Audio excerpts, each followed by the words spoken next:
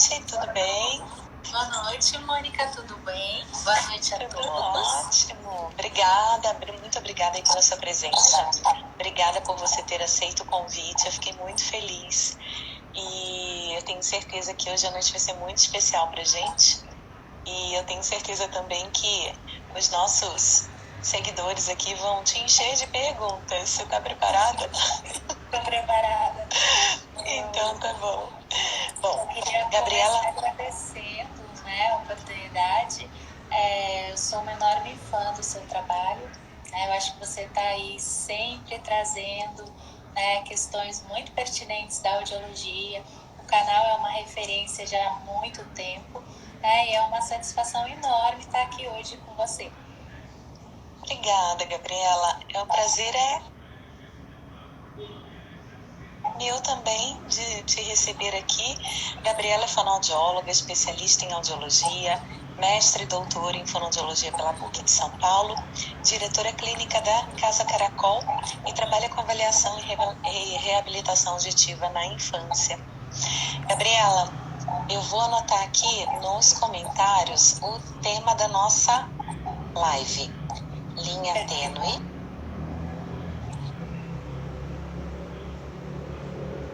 entre EAT e EAE. PAE. Legal. EAE. Tá certo, né? Escrevi certo. Perfeito. Tá bom. Então vamos lá. Só para quem tá chegando aqui, não sabe o tema, deixa eu fixar o comentário. Pronto. Bom, vamos primeiro começar falando um pouquinho do que significa cada uma dessas siglas, né? Certo. Tanto o PEAT como o PAE são potenciais evocados auditivos. Então, nós temos o PEAT, que é o potencial evocado auditivo de tronco encefálico, e que é o que é mais utilizado na nossa rotina clínica em audiologia. Esse potencial ele pode ser registrado com estímulo de banda larga, como o clique, que é o estímulo mais utilizado para o registro do PEAT, e ele também pode ser registrado com estímulos de frequência específica. A gente sabe que o clique ele é um estímulo de banda larga, então ele é um ótimo estímulo para avaliar a integridade da via auditiva com o PEAT. Por quê? Porque ele é um estímulo breve que se espalha pela cóclea, e quando ele se espalha pela cóclea, ele despolariza várias células ciliadas. Então a gente tem uma resposta forte da despolarização de várias células. Então, um ótimo estímulo para a gente avaliar a integridade da via auditiva. Quando a gente fala na pesquisa de limiar eletrofisiológico, que é muito utilizado na população infantil, porque grande parte das crianças que vão para avaliação com PEAT são crianças que não respondem de forma fidedigna à audiometria comportamental, e às vezes crianças abaixo de 6 meses, onde o padrão ouro para avaliação da audição dessas crianças é o PEAT, eu preciso saber o limiar, eu preciso saber o quanto essa criança escuta minimamente para 500 mil, 2 e 4 mil Hz. E aí, se eu uso um clique para fazer essa investigação, eu tenho uma resposta inespecífica, porque o clique ele é um estímulo de banda larga. O limiar que o clique me dá, ele corresponde a um limiar de um SDT, numa audiometria. Então, eu não sei, embora exista o mito de que ele reflete aquela faixa de frequência de 2 a 4, na verdade, ele é inespecífico. Se eu tenho uma perda em rampa, por exemplo, onde eu tenho frequências baixas preservadas, essa resposta do limiar do clique, ele pode ser de uma região de 500 mil Hz. Marty Hyde uma vez veio no Brasil, já faz alguns bons anos, e ele disse que quando você estimula, faz um PEAT com clique, é como se você gritasse para as células ciliadas da cóclea: tem alguém vivo aí? E a área que responde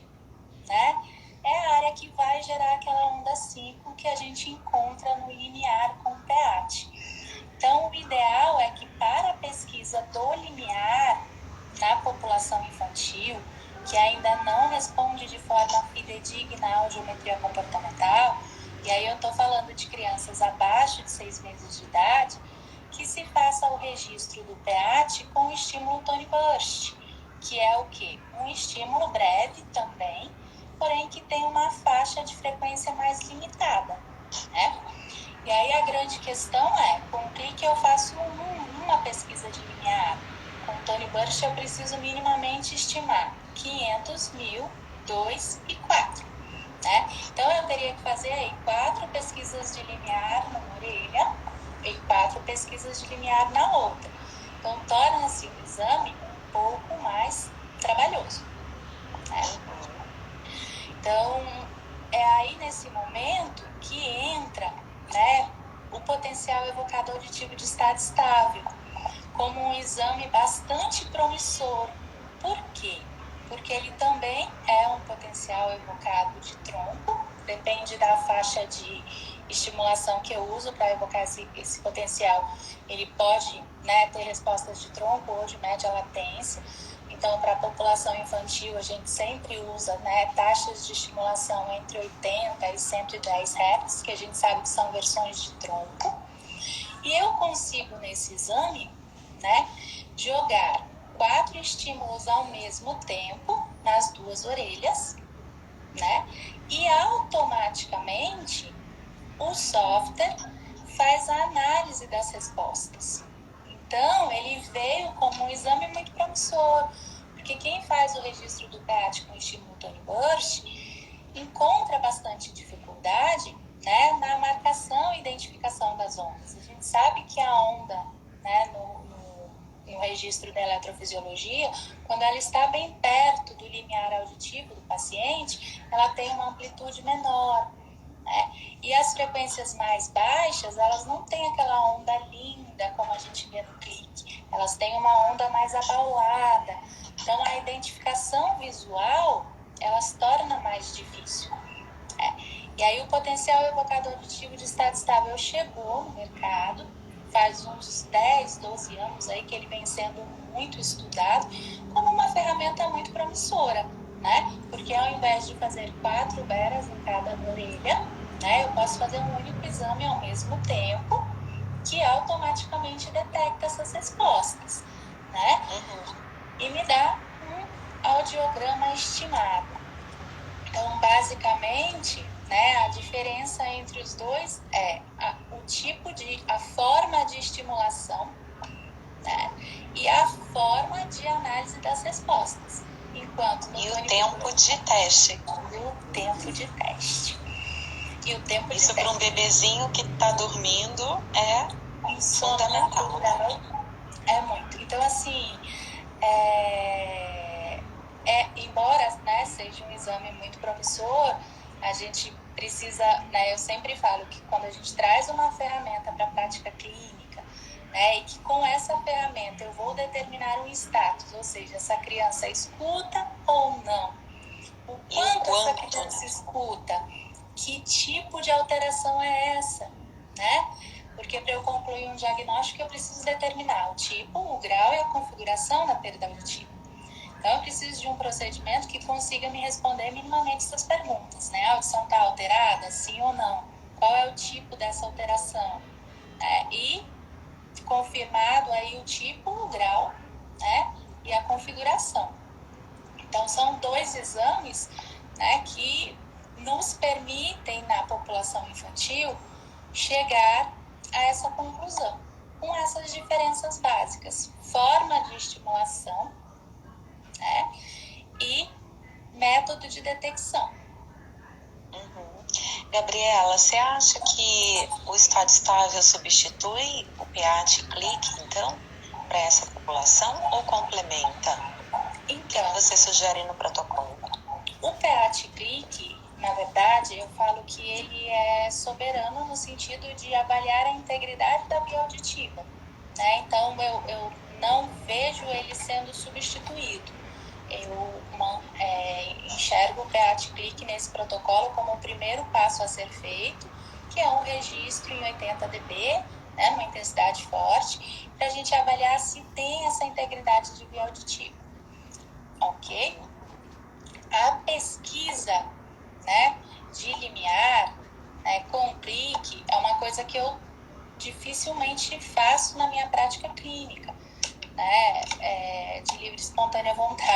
Às vezes a gente tem um pedido, né, a gente acaba fazendo e coloca observação.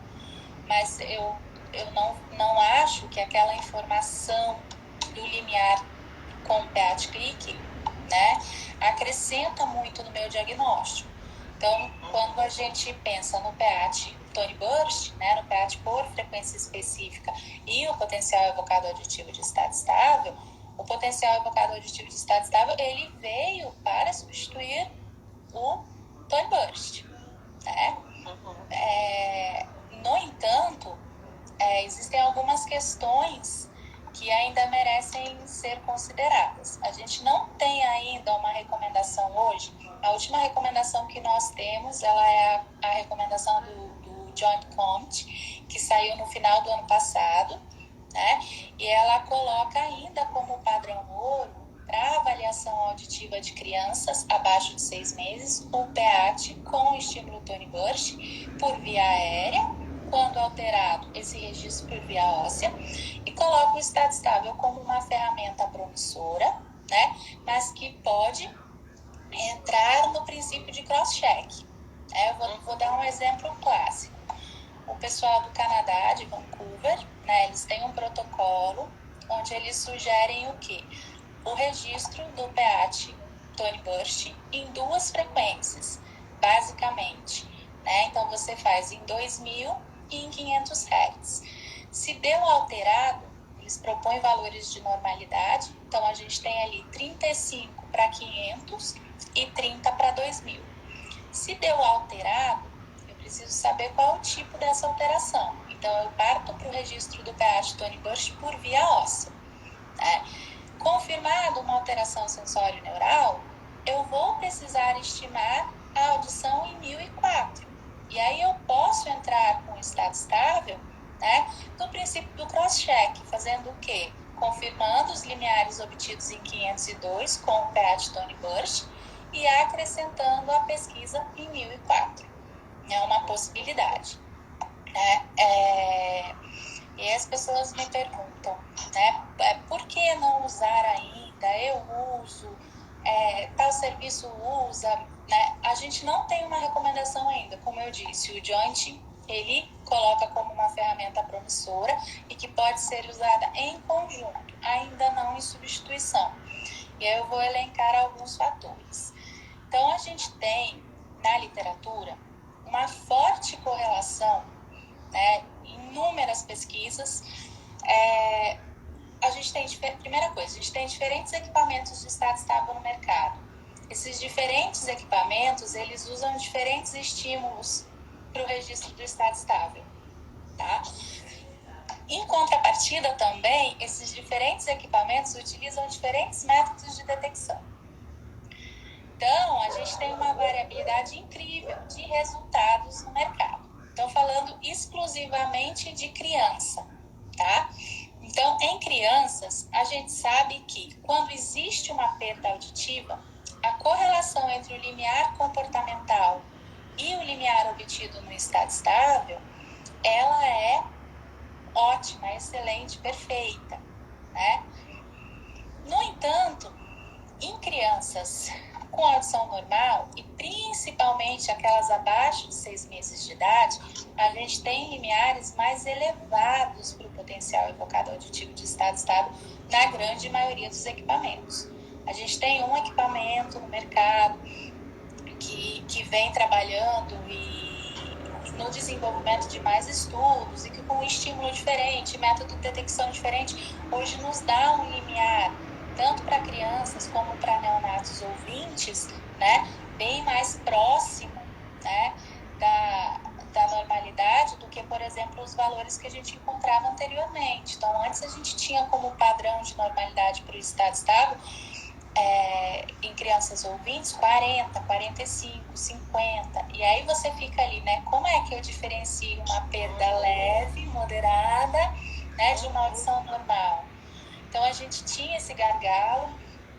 A Flávia Ribeiro tem um artigo publicado onde ela coloca todos esses limiares num quadro e fica sensacional, porque você olha, você vê o tamanho da variabilidade desses achados, né? Então, a gente tem esse gargalo para crianças com audição normal, embora a gente já tenha equipamento no mercado que consegue, né, vencer essa barreira. E aí eu sempre digo, né, essa criança, eu optei por fazer um registro, optei por usar o potencial evocado auditivo de estado estável no meu protocolo. Então essa criança vem para mim e eu não tenho bola de cristal para saber como é a audição dela. Ela vem para ser avaliada e para eu definir um diagnóstico, certo? Então eu fiz o estado estável por via aérea, deu alterado, eu preciso fazer por via óssea para determinar, né, se é um componente condutivo, se há um componente sensório neural. E a questão do estado estável por via óssea ainda não está resolvida, né? A gente tem alguns achados aí inconsistentes nas perdas mistas, virocondutivas, enfim, ainda não está resolvido. Então não é para topodiagnóstico, né? Ele ainda sozinho, como única medida, né? A questão da via óssea ainda pega bastante, né? Então, tem centros que usam, desenvolveram seus estudos, seus protocolos, nada contra, eu acho que quando é embasado, né? Mas quando alguém faz uma recomendação, como é a recomendação do Joint, ele tem que pensar em todos em geral, né? Porque quando você fala, recomenda o estado estável para avaliação, as pessoas, elas, né, vão usar o estado estável que elas têm. E aí eu chamo Dependente do equipamento, né? Então eu sempre chamo a atenção de todo mundo, assim, conheça o seu equipamento, conheça os estudos que deram origem ao seu equipamento, conheça as aplicações clínicas, os resultados clínicos, né, que viabilizam a comercialização daquele equipamento. E em base à sua prática clínica, né, em dados concretos, porque é uma grande responsabilidade. Em cima desses limiares, né, vai ser programado um aparelho, essa criança Sim, vai ser encaminhada. Tem uma conduta, né? Cirúrgica, pois é. Gabriela, tem algumas perguntas aqui, deixa eu já te fazer, porque senão a gente vai mudar de assunto. O Miguel está perguntando se esses 35 dB de limiar que você falou para 500 seria com ou sem valor de correção? É sem valor de correção, tá? Então, quando você está ali fazendo a pesquisa do PEAT Tony Burst, né, o protocolo do Britney, ele nem recomenda que a gente bata como a gente faz no clique, né, 80, 60, 40. Para um avaliador experiente, e aí a gente precisa fazer muito, né, para ter essa experiência, você consegue registrar naquela intensidade. Então, 500 Hz, 35 dB. Eu já sei mais ou menos onde eu vou encontrar aquela onda. E aí eu registro ali em 35 dB, eu encontrei, não existe necessidade, né, de perder tanto tempo ali. Então, é 35 dB nível normal de audição, né, que é o dBNHL. E após esse registro, existem valores propostos para correção. Então, esse 35 ele ainda não é corrigido. Eu preciso encontrar 35 no registro do PH Tony Burst. Tá. A Laura também está aqui com a gente perguntando qual é a sua experiência, porque na prática dela ela tem observado que no estado estável, os limiares estão aparecendo melhores do que os limiares de Tom Burst, mesmo para o mesmo paciente na mesma condição, né? Você também observa isso? No meu equipamento dá muito parecido, né? No meu equipamento dá muito parecido. Então, assim, se ela está encontrando uma diferença grande, eu sempre chamo a atenção para o ruído residual no registro do Tony Burst, né? Principalmente aí nas frequências mais baixas, então 500 Hz, que a gente tem aquela onda mais abaulada, né? Então, se você tem um ruído residual alto ali no registro do PEAT Tony Burst, você pode não necessariamente encontrar aquele limiar ali, né? Alguns dBs acima, né? Sim.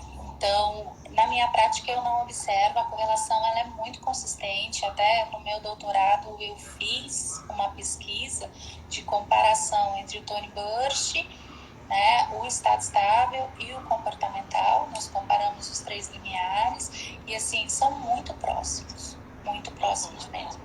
E aí foi o que você falou, depende também do equipamento, né?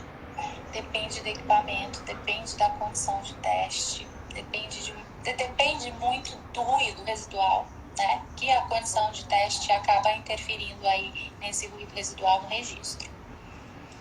E tem outra pergunta da Ana. Se pode ser usado como triagem? O estado estável como triagem, bem, não tem nenhuma recomendação aí ainda para se fazer a triagem com estado estável. Alguns equipamentos tentaram aí começar um protocolo de triagem em eletrofisiologia, trabalhando estímulos, uma banda mais baixa, uma banda mais alta, mas ainda hoje a recomendação para triagem, né, quando o bebê de risco, é o PEAT com estímulo clique em 35 dB. O estado estável hoje ele entra na bateria audiológica no princípio do cross-check. E a pergunta da Carla, qual o limiar que você usa como padrão de normalidade no estado estável para criança e para adulto?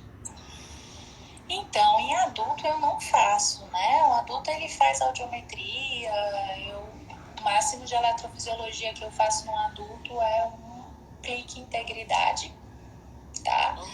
E na criança eu não considero um padrão de normalidade, porque eu, particularmente, Gabriela, na prática clínica, eu uso o Tony Burst, né? Então, eu faço o registro do Tony Burst em 500 Hz 35 dB, 2000 Hz 30 dB, 1000 Hz 30 e 4000 Hz 25, que são os valores propostos pelo British Columbia. O estado estável eu uso no princípio do cross-check. Então, quando identificado uma perda auditiva sensório-neural aí pelo Tony Burst, eu faço o estado estável. E aí o fator de correção que eu uso é o fator que o meu equipamento traz, tá? Que é um fator que foi embasado em alguns estudos. E ele faz essa correção porque no estado estável a gente sabe que a diferença, né, entre o limiar comportamental e o limiar potencial evocado auditivo de estado estável, ela é maior em perdas leves e moderadas e menor em perdas profundas. Então, quando a gente observa a correção do equipamento, a gente vê, né, que ele já tem uma correção que ele mesmo faz. Então, E ele considera esse grau da perda, né? E ele considera. Então, o que eu faço? Eu descrevo o limiar encontrado e descrevo o limiar corrigido, né? Para quem for pegar aquele exame, né, e fazer a protetização, saber do que eu estou falando. E nesse momento é muito importante a gente se atentar a que tipo de dB eu estou escrevendo ali, né? Sim. Porque o equipamento ele dá o dB corrigido, ele dá o dB NNA, então a gente tem que escrever direitinho, porque a gente não sabe quem vai pegar isso, né? E vai dar sequência a essa programação. Com certeza. Gabriela, deixa eu aproveitar que você tocou nesse assunto. Você falou sobre a responsabilidade que a gente tem na avaliação para a protetização, né? Você vê, recomenda, enfim, o que você tem para dizer sobre a indicação de aparelho a partir desta avaliação eletrofisiológica simplesmente? Olha, quando a gente fecha um diagnóstico numa criança, né, a avaliação audiológica na criança, ela é uma correlação de medidas comportamentais, eletroacústicas e eletrofisiológicas. Às vezes eu recebo criança para adaptação de aparelho com um único bar ausente, né? E aí você faz para a criança e ela vira, né? Então, para se concluir um diagnóstico, essa criança ir para adaptação de aparelho, eu preciso correlacionar todos os exames, né? Eu falo que eu preciso juntar ali as pecinhas do quebra-cabeça e fechar aquele diagnóstico. A criança ela pode ter 2 meses, mas pelo menos uma avaliação comportamental ela precisa ter. E essa avaliação comportamental, ela tem que ser condizente com os achados objetivos, né? Então, hoje, a gente tem aí no Brasil a recomendação que vem do Joint de 2007, que é triagem até o primeiro mês de vida, o diagnóstico concluído até o terceiro, né? E a reabilitação no mais tardar até o sexto mês. O Joint de 2019, ele já dá um novo número para a gente, que é 1, 2, 3. Né? Então, eu preciso fazer a triagem no primeiro mês, concluir esse diagnóstico com 2, para que a reabilitação comece com 3. A gente sabe que a surdez é uma emergência neurológica e que quanto antes eu começar o meu processo de intervenção, melhor vai ser. E eu tenho hoje medidas objetivas, né, que são padrão ouro para essa faixa etária e que são confiáveis.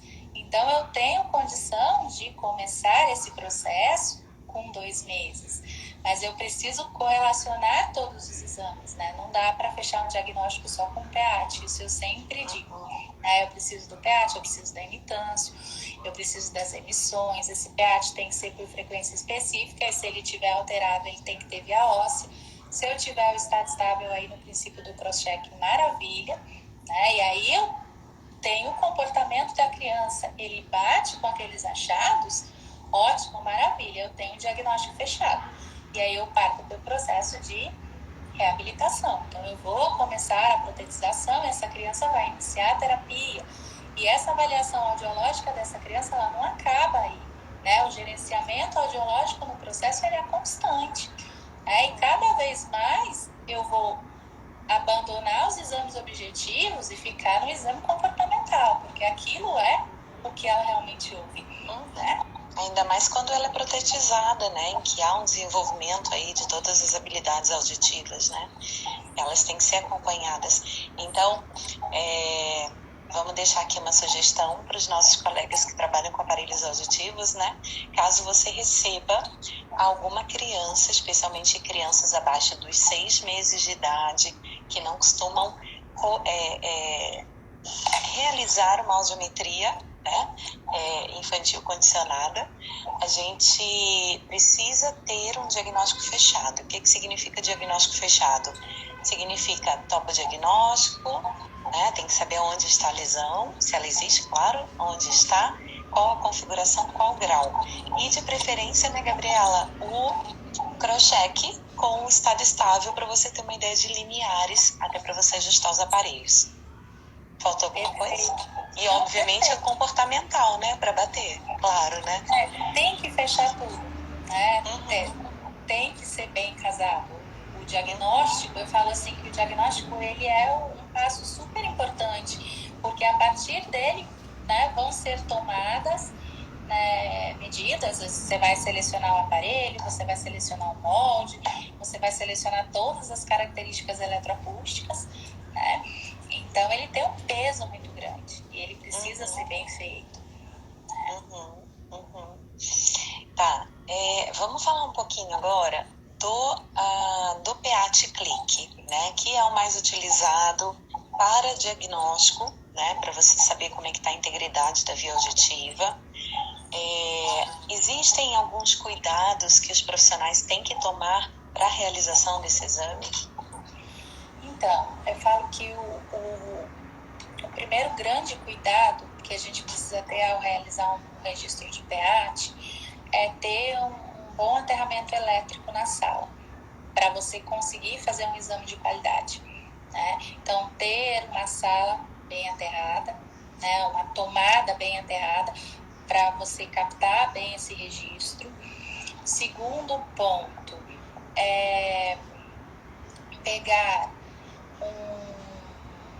fazer uma boa limpeza da pele, uma boa colocação do eletrodo para que você tenha uma boa impedância. Por quê? Essa resposta elétrica que eu pego, ela é minúscula e ela é amplificada 1000 vezes. Né? Então, eu preciso garantir uma boa impedância para eu ter uma resposta, uma boa condição de registro. Né? Conhecer o equipamento, conhecer os parâmetros. Né? Às vezes as pessoas entram em contato e falam: Gabriela, qual o padrão de normalidade que você usa? Me passa que eu quero usar. Então, para eu adequar um padrão de normalidade para o meu equipamento, eu preciso usar para registro as mesmas taxas de registro que foram utilizadas para definir aquele parâmetro, né? Porque se eu mudar a polaridade do estímulo, se eu mudar a velocidade de apresentação desse estímulo, isso vai interferir em latência, né? Então, o meu parâmetro fica alterado, né? E eu preciso também, né, fazer uma pequena normalização do meu equipamento para ver se o que eu estou encontrando no meu equipamento com aqueles parâmetros que eu escolhi, que são os parâmetros que deram origem àquele protocolo, estão batendo. Então, esse é um cuidado que a gente precisa ter. Né?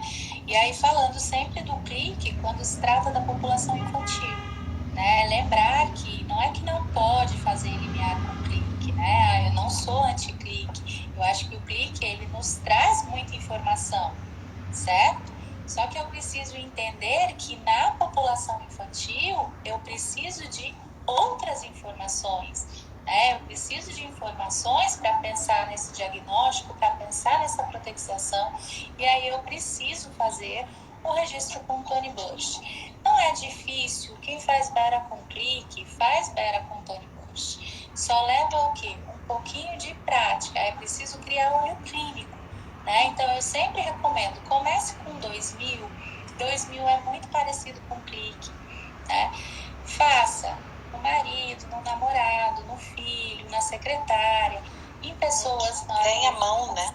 Exato, vai criando olho clínico, passa para 500 Hz, até você se sentir segura para fazer no paciente, né? Mas é uma mudança de paradigma. E o registro por via óssea também não é uma coisa de outro planeta, né? É técnica, precisa treinar. Né? Se você treina, você faz. Eu sempre digo que quando a gente se dispõe a atender uma determinada população, a gente tem que atender da melhor forma possível e a gente precisa se preparar para isso. Né? Então, para atender essa população, tem que fazer o registro por frequência específica. Uhum. E quais são os cuidados para a via óssea? Então, para a via óssea, a gente tem que tomar muito uma coisa que gera muito artefato. Né? Fica uma dica. O eletrodo não pode encostar no vibrador. E na criança, principalmente quem usa eletrodo descartável, né, a gente acaba colocando o eletrodo aqui na mastoide, né, aquele eletrodo que a gente cola, e aí o vibrador, ele vem e fica aqui. Se esse vibrador ele encosta no eletrodo, eu tenho um mega artefato. Então, não deixar esse vibrador encostar no eletrodo, né? Fazer a questão da pressão, né? Eu tenho que tomar cuidado com a força que eu coloco, né, esse vibrador ali. Então, por exemplo, na cabeça de um bebezinho, a gente não consegue usar o ar por via óssea que a gente usa no audiômetro, por exemplo. Então, eu preciso calcular essa força. Né? Existem algumas estratégias. Tem a balancinha que a gente usa, né? Existe a mão também, né? Tem estudos que falam que a mão do examinador pode. Então, treinar a mão para segurar aquele vibrador na mesma força. Muito cuidado, é a mão do examinador, nunca a mão da mãe. Né? Não dá para deixar a mãe segurando ali. Nessa hora a gente quer virar um polvo, né? Porque você tem que segurar o vibrador, vigiar o fone no ouvido do bebê, cuidar do computador, mas cuidar dessa questão da força também do vibrador, né? E assim, por incrível que pareça, o registro por via óssea não é um registro feio, ele é um registro bonito, né? Ele é um registro fácil de fazer, mas demanda prática, demanda olho clínico. Então, de novo, treinar o olho clínico para estar, né, apto para fazer esse registro. Gabriela, você utiliza alguma verificação, alguma avaliação anterior ao BEAD, como, por exemplo, a imitanciometria, a timpanometria? Quando a criança chega para avaliação, eu sempre começo, né, com uma anamnese com a família, e aí, naquele momento eu já estou observando a reação da criança, eu já estou brincando com ela, eu já estou vendo como ela reage para o som. Eu sempre faço primeiro uma observação comportamental, a menos que a criança chegue dormindo, né? Porque eu já vou para o exame com uma ideia de como ela reage né? Emitanciometria e reflexos, emissões e depois o registro dos potenciais evocados. Nessa ordem, acontece às vezes, né, da criança chegar dormindo e aí a gente começa ali pelo que é mais, né, vamos logo para a eletrofisiologia, mas na maioria das vezes eu trabalho nessa ordem. E você acha que essa bateria substituiria a avaliação por via óssea do PEAT, já que exige essa prática? Eu sempre falo isso para todo mundo que me pergunta, né? Eles falam, mas a TIMP já deu eu preciso mesmo fazer via óssea? No seu dia a dia com o paciente adulto, né? Você vai fazer uma audiometria, a emitanciometria daquele paciente deu você não faz a óssea dele na áudio, né? A gente faz, certo? Por que eu não vou fazer na criança? Né? A curva tipo A, né, ela descarta uma alteração de orelha média, mas ela não quantifica o grau da perda auditiva ou o tipo. Então, eu preciso fazer o registro por via óssea, não dá para descartar. Eu não sei se aquela alteração é mista, né? Eu não sei, eu preciso saber. Então, tem que fazer. Não dá para deixar de fora. Né? Não tem como. E aí tem uma outra questão que é assim, para criança abaixo de 6 meses, a emitanciometria recomendada é com sonda de 1000 Hz. Né? Nem todo mundo, por quê? Por conta da característica da ressonância do ouvido do bebê, que é muito próxima da de 226, que é a que a gente usa na rotina clínica. Então, às vezes, a criança está lá com uma TIMP-A na de 226, porque dá falso, né? E aí a gente tem um PEAT por via aérea alterado e por via óssea normal. As pessoas falam, mas como? Acontece, né?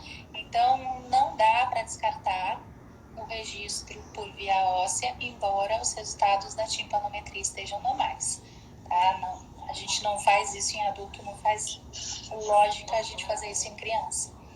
Uhum. E emissões transientes, produto de distorção? Sim, elas fazem parte aí, né, da bateria, de toda a bateria. Então, eu sempre faço o registro das transientes, se elas estão presentes, depende do tempo, às vezes eu não vou para produto de distorção, mas se elas estão ausentes, eu sempre faço produto de distorção. A gente sabe que a sensibilidade da emissão autoacústica transiente ela é menor que a do produto de distorção, né? Então, pode acontecer de eu ter transientes ausentes e produto de distorção presente, então eu sempre faço na ausência da transiente. Gabriela, agora aquela pergunta, né, que acho que devem te fazer também. Se a criança chega com sono natural, é muito fácil, quer dizer, muito fácil não, mas é mais fácil você conseguir fazer todo esse protocolo, né? Mas e se a criança chega super acordada, o bebê, né, vamos falar de um bebezinho aqui, ele chega acordado, ele chega estressado, qual é a sua conduta? Você divide a avaliação? Você repete? Eu geralmente marco 2 sessões, né? A primeira é sempre com a criança acordada, porque eu sempre gosto do comportamento, né? E a segunda ele vem para dormir. Então eu sempre oriento a família. Às vezes a criança não vem para fazer toda a avaliação, ela vem só para fazer o eletrofisiológico. Então essa família ela é muito orientada. Ela é orientada por quem liga e fala da importância dela estar dormindo e tudo mais. Ela recebe uma mensagem por WhatsApp do que ela tem que fazer. Então, geralmente funciona. Né? Aqui em Manaus, como é muito quente, eu costumo falar para as mães, olha, leva a criança para nadar, porque a água cansa a criança, né? E aí ela vem super cansada, então funciona muito. Né? Mas o processo de cansaço é super importante. Mas tem crianças que, infelizmente, não é possível. Né? Às vezes a gente tem crianças muito agitadas, que o neuro às vezes prescreve medicamento e ainda assim não funciona, né? E aí elas acabam indo para o Bera sob anestesia no centro cirúrgico. Então eu sou bastante relutante, eu falo que eu tento sempre em sono natural, mas em alguns casos infelizmente não dá e acaba tendo que ir para sedação. mas geralmente são crianças maiores que acabam indo, crianças que estão aí no espectro, né, do autismo, são crianças mais difíceis de avaliar às vezes, então, que são as que acabam indo para o centro cirúrgico. E aí é o momento em que a gente gosta, porque aí todo aquele problema de ruído residual, né, ele acaba, e aí você tem uma condição de exame ideal. Realmente é muito diferente, você faz tudo muito rápido, com uma qualidade muito boa, né, mas só em casos em que eu realmente não consigo em sono natural. E você faz o acompanhamento dessa audição? Você tem algum protocolo para pedir para os pais retornarem? Qual é a conduta que você costuma utilizar? Eu geralmente, em crianças com perda auditiva, né, e que estão aí num processo de adaptação comigo ou com uma pessoa próxima, né, eu faço acompanhamento. Então, essa criança com 3 meses com aparelho, ela vem de 3, 6, 9, 12, depois daí de 6 em 6 meses, né, para avaliação audiológica. Né? E aí agora crianças que têm audição normal, mas que têm indicadores de risco para deficiência auditiva. Hoje, se a gente vê a nova recomendação do John Combs, ele faz recomendações de monitoramento diferentes de acordo com o risco da perda auditiva. Né? Então, crianças que ele elenca como crianças de maior risco, que é a criança da hiperbilirubinemia, a criança do Zika vírus. Então, ele pede um acompanhamento mais próximo, 3 meses, 7 meses, 1 ano e, a partir disso, anual. Né? Os outros indicadores de risco, ele propôs um monitoramento auditivo aos 9 meses e depois anual até os 3 anos. Eu não gosto muito dos 9 meses, eu tenho um pouco de receio dos 9 meses, então eu falo para a família entre 7 e 9 meses, porque com 6 meses você consegue fazer uma audiometria, né, de reforço visual nessa criança. Então eu sempre falo para a família, né, uma audiometria e uma imitanciometria entre 7 e 9 meses. Costumo conversar muito com os pediatras para que eles entendam a importância desse monitoramento, né? E funciona muito, porque a criança nessa idade ela não vai no otorrino, né? Quem a acompanha é o pediatra. Né? Então, saber que existe esse monitoramento e a importância de se fazer esse monitoramento é super importante. Então, eles entram aí como nossos parceiros. Então, eu acompanho de perto, criança com risco e audição normal, e as crianças que têm perda auditiva, elas entram aí no follow-up, né, também, que é o gerenciamento audiológico para, né, o dispositivo eletrônico. A Carla está perguntando qual é a sua opinião sobre o PA de triagem com chip. Então, o chirp é um estímulo que entrou no mercado e que tem mostrado excelentes resultados, né? Então, tem um equipamento que faz aí utilizando o chirp. Então, como ele ativa a cóclea de uma forma diferente, né? Quando o clique chega na cóclea, a gente sabe que ele atinge primeiro a base e depois o ápice. Então, a despolarização das células, ela não acontece de forma simultânea. Eu tenho células despolarizando primeiro na base e depois no ápice. O chirp ele foi desenvolvido com um atraso, né? Para que essa despolarização aconteça ao mesmo tempo. E aí a resposta disso é uma amplitude de onda maior. E aí se eu tenho uma amplitude de onda maior e os métodos de detecção automáticos, eles avaliam, né, relação sinal-ruído, eu tenho um sinal muito maior, a detecção é muito mais rápida. Né? Então, o que eu já observei, inclusive trabalhos de amigas minhas, Mabel, Thaís, que estudaram o chirp na triagem auditiva, foi um tempo, né, de teste muito mais rápido, né, do que com equipamentos tradicionais de triagem. Né? Então, tem aí uma boa aplicabilidade e tem entrado em vários equipamentos. Eu só peço a atenção de vocês porque a gente tem vários chirps, né? A gente tem várias vertentes diferentes de chirp. Então, sempre olhe para o equipamento seu, olhe para o que ele usa e olhe para os estudos que embasaram, né, os estudos clínicos, né, que foram desenvolvidos utilizando esse equipamento, né, para que você faça uma prática clínica baseada em evidência. Isso é importante, né? Bom, Gabriela, acho que a gente tá no finalzinho aqui da nossa live, né? Mas eu tenho certeza absoluta que respondeu as perguntas, né?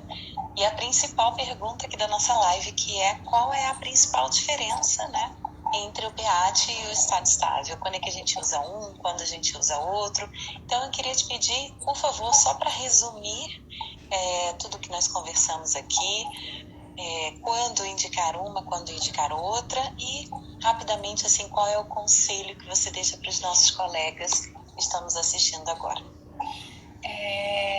Em relação, né, quando usar, eu sou tradicional também, assim como a recomendação do Joint, né? Então eu fico com o Tony Burst, com o registro do pH de Tony Burst por via aérea e via óssea para confirmar, para fechar esse diagnóstico.